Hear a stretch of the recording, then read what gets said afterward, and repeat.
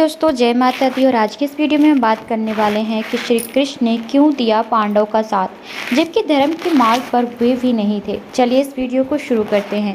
कहते हैं श्री कृष्ण ने धर्म और सत्य का साथ दिया, उन्होंने कौरवों का साथ नहीं दिया क्योंकि माना जाता है कि कौरव पापी और अधर्मी थे।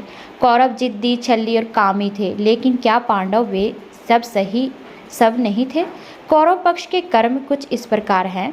भीष्म ने गांधारी की इच्छा के विरोध धृतराष्ट्र से उसका विवाह करवा दिया। दूसरी ओर काशी नरेश की 3 पुत्रियों का अपहरण कर उनका बलपूर्वक विचित्र प्रिय से विवाह करवाया था, जिसमें से एक अम्बा ने आत्महत्या कर ली थी। भरी सभा में जब द्रौपदी को निर्वस्त्र किया जा रहा था तब भीष्म चुप थे। इसी तरह दुर्योधन ने अनगिनत पाप किए हैं। कहते हैं कि दुर्योधन ने भी भानुमति से बलपूर्वक विवाह किया था। दूसरा, उसने छल से भीम को कालकूट विष पिला दिया था। पांडव को बिना किसी अपराध के उसने ही तो जलाकर मारने की योजना को मंजूरी दी थी। दुर्योधन और उसके सभी भाई निरंकुश थे। महाभारत में दुर्योधन ने अनाचार और अत्याचार के किस्से भरे पड़े हैं। दुर्योधन की जिद, अहंकार और लालच ने लोगों को युद्ध की आग में झोंक दिया था। इसलिए दुर्योधन को महाभारत का खलनायक कहा जाता है।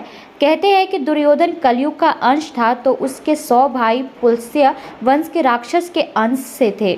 शकुनी ने दुर्योधन को भड़काया और पांडव को जुआ खेलने पर मजबूर किया। उन्होंने ही गांधारी के परिवार को कैद कर रखा था। जबकि गांधारी गर्भ से थी तब धृतराष्ट्र ने अपनी ही सेविका के साथ सहवास किया, जिससे उनको युयुत्सु नाम का एक पुत्र मिला। वयोवृद्ध और ज्ञानी होने के बावजूद धृतराष्ट्र के मुंह से कभी न्याय संगत बात नहीं निकली। पुत्र मोह में उन्होंने कभी गांधारी की न्यायोचित बात पर ध्यान नहीं दिया। इस तरह देखें तो कौरव पक्ष में कई ऐसे लोग थे जो कि पापी और अनाचारी थे। पांडव पक्ष के कर्म कुछ इस प्रकार से हैं। धूर्त कीड़ा करना एक व्यसन और पाप कर्म था, लेकिन यह सब जानते हुए भी युधिष्ठिर ने इसे खेला। इंद्रप्रस्थ का निर्माण करने के बाद युधिष्ठिर उस समय राजसुयुग के पश्चात चक्रवर्ती सम्राट बन गए थे। वह उन्हें अपने अथाह धन और कीर्ति पर गर्व था। जब उनके पास सब कुछ था तब भी उन्होंने क्यों जुआ खेलने का कर्म किया? युधिष्ठिर ने द्रौपदी को दांव पर लगाया और वे हार गए। क्या अपनी पत्नी को जुए में दांव पर लगाना अनैतिक और अधर्म नहीं था? इससे पहले क्या किसी महिला को सभी भाइयों की पत्नी बना देना धर्मसम्मत है? क्या युधिष्ठिर और कुंती इसका विरोध नहीं कर सकते थे? फिर द्रौपदी के होते हुए भी सभी पांडव ने दूसरी महिलाओं से अलग अलग विवाह किया। क्या यह भी उचित था? दरअसल धूर्त कीड़ा एक बुराई है, यह जानते हुए भी युधिष्ठिर ने इससे खेलने को स्वीकार किया। शकुनी और दुर्योधन ने उन्हें सार्वजनिक रूप से इसका निमंत्रण भेजा था और इस दौर में यह कीड़ा क्षत्रिय में ज़्यादा प्रचलित थी। दुर्योधन का धूर्त का निमंत्रण भेजने के पीछे मात्र एक मकसद था, बिना युद्ध किए पांडवों से उनका राज्य व संपत्ति हड़प लेना। धूर्त का निमंत्रण रिश्तेदारों के साथ सौहार्दपूर्ण वातावरण में मैत्री की भावना से खेले जाने वाले खेल के रूप में आया था। यह निमंत्रण धृतराष्ट्र की ओर से विदुर लेकर आए थे, यानी हर तरह से दुर्योधन ने यह सुनिश्चित कर लिया था कि बिना उपहास का पात्र बने युधिष्ठिर इसे अस्वीकार न कर सके। सहदेव के रोकने पर वह स्वयं अपने दुराग्रह के उपरांत भी युधिष्ठिर ने इसे स्वीकार कर लिया। धूर्त से पहले पांडवों का भव्य स्वागत हुआ। सौहार्द व मित्रता की नदियां बही और युधिष्ठिर को यह आभास भी नहीं होने दिया गया कि वे एक मछली है जो फंस गई है। धीरे धीरे युधिष्ठिर और पांडव पक्ष को दुर्योधन और शकुनी ने अपने जाल में फंसा लिया। अब ऐसे में असहाय युधिष्ठिर अपनी मति खोकर किसी भी तरह पुनः अपना सब कुछ जीत कर वापस लेना चाहते थे। ऐसे में ही उन्होंने नीति का ध्यान रखे बगैर अपनी पत्नी को भी दांव पर लगा दिया। यहाँ युधिष्ठिर का नैतिक पतन हुआ, यह सत्य है। उन्होंने वो किया जो एक राजा और एक परिवार का मुखिया व एक बड़ा भाई होने के नाते उन्हें कदापि नहीं करना चाहिए था, क्योंकि क्रोध, अपमान, ग्लानि व लालच ने उनके विवेक को हर लिया था।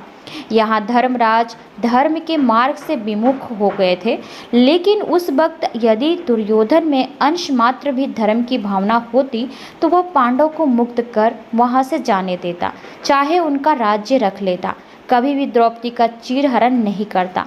किंतु वह पापी था। उसके मन में पाप था और पांडव पक्ष उसके जाल में फंस गए थे।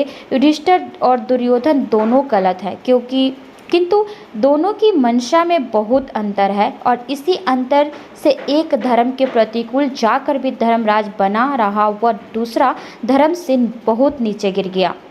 दूसरी बात, द्रौपदी स्वयंवर की प्रतियोगिता तो अर्जुन ने ही जीती थी, लेकिन कुछ ऐसी परिस्थितियां बनी कि ना चाहते हुए भी पांचों पांडवों को द्रौपदी से विवाह करना पड़ा।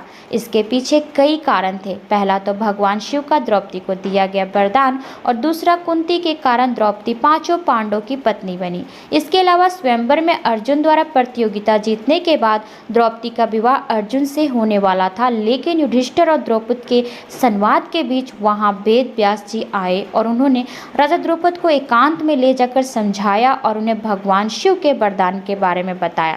तब द्रौपद मान गए और उन्होंने सभी पांडवों के साथ द्रौपदी का विवाह करना स्वीकार कर लिया। इस तरह हमने देखा कि पांडवों ने धर्म का मार्ग तो कभी नहीं छोड़ा था, लेकिन उनके समक्ष हर बार संकट जैसी स्थिति खड़ी होती गई। दरअसल पांडवों की नीयत कभी खराब नहीं रही, उन्होंने धर्म और सत्य के लिए ही कार्य किया, लेकिन कौरवों ने छलपूर्वक उनकी संपत्ति और स्त्री को हड़पने का कार्य किया और छलपूर्वक उन्हें वनवास भेज दिया गया। उनका प्रारंभिक जीवन भी कष्ट में बीता और 14 वर्ष वनवास में रहकर उनका जीवन कष्ट ही झेलना पड़ा। लेकिन जब वे वनवास से लौटे तब उन्हें उनका हक मिलना था, लेकिन कौरवों ने उन्हें उनका हक नहीं दिया। इसके परिणाम स्वरूप युद्ध हुआ। युद्ध में स्वाभाविक था कि श्री कृष्ण को किसी एक का साथ तो देना ही था। भगवान श्री कृष्ण के लिए दुर्योधन अर्जुन दोनों ही उनके रिश्तेदार थे। श्री कृष्ण का पुत्र साम दुर्योधन का दामाद था। बलराम की भी अर्जुन और दुर्योधन से गहरी रिश्तेदारी और मित्रता थी। ऐसे में बलराम के लिए तो धर्म संकट ही था। बलराम ने श्री कृष्ण को समझाया भी था कि तुम्हें दोनों की लड़ाई के बीच में नहीं पड़ना चाहिए, लेकिन कृष्ण ने बलराम की नहीं सुनी। श्री कृष्ण ने दोनों ही पक्षों का विश्लेषण किया और वे जानते थे कि कौन सही और कौन गलत है। जब उन्होंने अर्जुन से कहा कि युद्ध में तुम्हें मुझे या मेरी नारायणी सेना में से किसी एक को चुनना होगा, तो अर्जुन ने श्री कृष्ण को चुना। इस चुनाव से दुर्योधन बहुत खुश हुआ था, क्योंकि दुर्योधन तो चाहता ही था कि मेरी ओर से श्री कृष्ण की सेना लड़े। इससे पहले एक ऐसे कई मौके आए जब पांडवों ने श्री कृष्ण के प्रति अपनी भक्ति को प्रकट किया और दुर्योधन ने श्री कृष्ण के अपमान ही किया।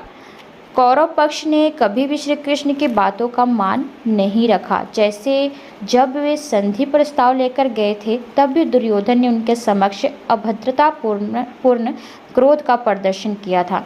अतः ऐसे कई कारण थे जिससे यह पता चलता है कि कौरव पक्ष अधर्मी था और पांडव पक्ष धर्मी। तो उम्मीद करती हूँ कि आज की वीडियो आप सबको पसंद आई होगी। तो चलिए आपसे मिलते हैं अगले वीडियो में, तब तक के लिए धन्यवाद। राधे कृष्णा।